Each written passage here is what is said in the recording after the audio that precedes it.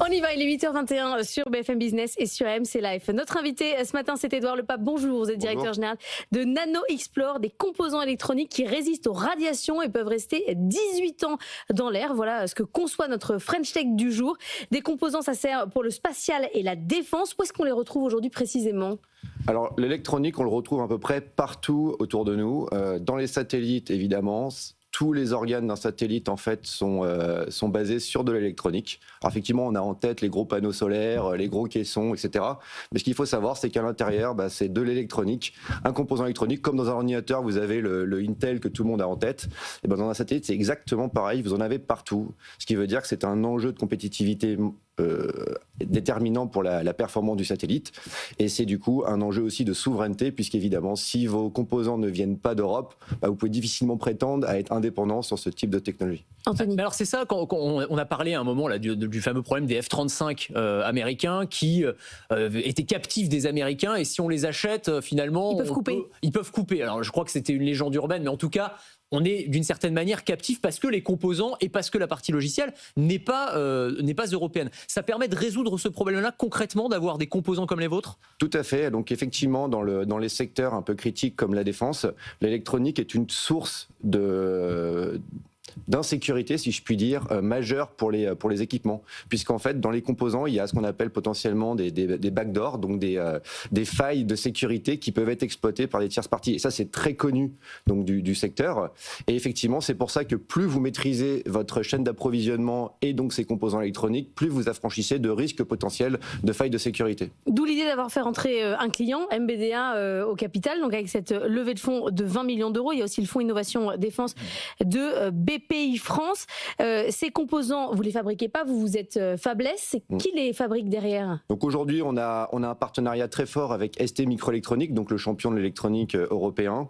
La nature de nos développements fait qu'on essaye de rester souverain au maximum. Et donc ST, effectivement, a une chaîne d'approvisionnement basée à Grenoble, donc plus à Crolles précisément, et à Rennes, qui permet de concevoir nos composants de A à Z. Donc on est effectivement totalement souverain, ce qui est très rare dans l'électronique. Parce qu'un composant électronique fait plutôt 3 fois le tour du monde avant d'arriver chez un client, en partant de Taïwan généralement et en passant par d'autres acteurs asiatiques. Et c'est quoi comme type de composant précisément ? Parce qu'on dit des puces, mais les puces ça veut tout et rien dire. Hein. C'est très très vaste évidemment. Vous disiez, vous compariez avec Intel, c'est quoi ? C'est comme un processeur finalement qu'on trouve dans des satellites ? Alors effectivement, l'électronique c'est très large et effectivement il y a plusieurs catégories de composants. Donc les processeurs, c'est souvent ce que les gens ont en tête. Les GPU maintenant avec notre ami Nvidia qui est l'intelligence artificielle évidemment qui est connu du grand public. Et vous avez d'autres types de composants que par exemple nous on s'appelle des FPGA, donc c'est assez proche d'un processeur. C'est un peu la même criticité en termes d'application. Et effectivement c'est ce que nous on développe. Et c'est utilisé dans la plupart des équipements aujourd'hui que vous allez retrouver dans la défense, le spatial ou dans d'autres secteurs comme les communications. Mais quand on a levé des fonds auprès d'MBDA, vu à quel point c'est sensible dans la défense, on peut travailler avec d'autres acteurs de la défense, ça pose pas de problème ? Alors effectivement, l'idée c'est pas de s'enfermer avec un acteur précis. Aujourd'hui, MBDA a un rôle un peu neutre dans la défense. Vous voyez, ils sont quand même sur un marché très spécifique où ils sont leaders européens.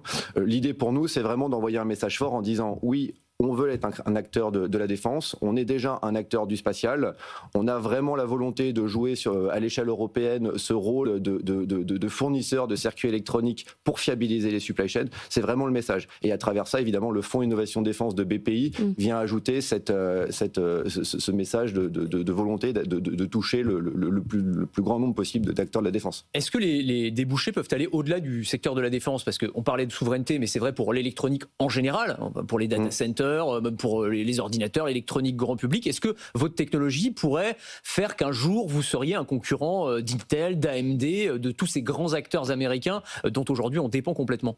C'est un peu notre ambition en fait, sauf que l'électronique c'est un secteur extrêmement compliqué. Le paradigme fait que se développer dans l'électronique c'est très long et très coûteux. On a fait le choix aujourd'hui en fait de s'appuyer sur les marchés souverains pour grossir, atteindre une taille critique pour après évidemment aller concurrencer sur des secteurs plus commerciaux.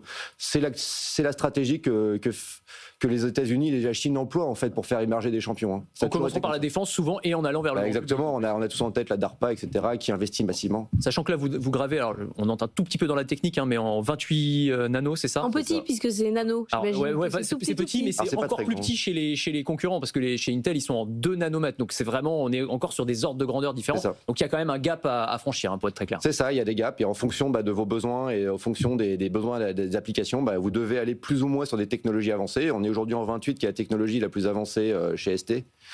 Et là, effectivement, maintenant, on a une roadmap d'aller en 7 nanomètres. Voilà.